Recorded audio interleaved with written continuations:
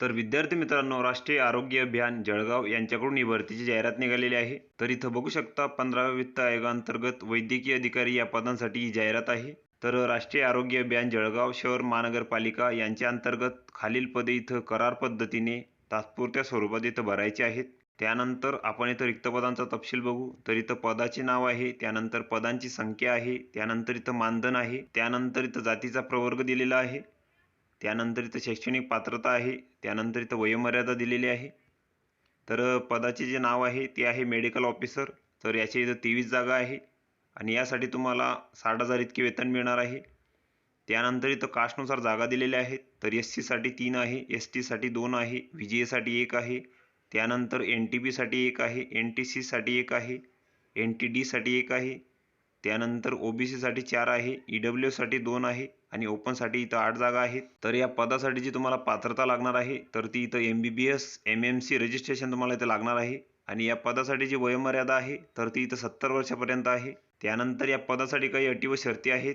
तर medical officer या पदासाठी इच्छुक उमेदवारांनी थेट मुलाखतीसाठी प्रशासकीय इमारत मजला क्रमांक 2 उपायुक्त जळगाव शहर महानगरपालिका जळगाव येथे उपस्थित राहावे आणि मेडिकल ऑफिसर या पदासाठी दिनांक 31/1/2024 रोजी इथं तुमची थेट मुलाखत घेण्यात येईल।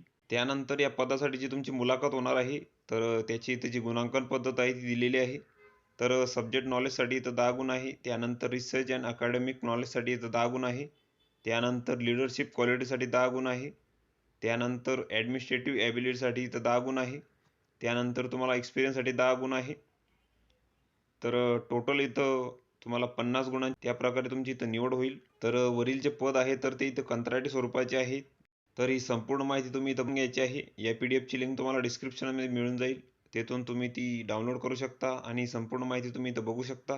त्यानंतर याच PDFमध्ये तुम्हाला अर्जाचा नमुना दिलेला आहे, तर तो तुम्ही इथं भरून घ्यायचा आहे। त्यानंतर या अर्जासोबत तुम्हाला तुमची कागदपत्रे जोडायची आहे।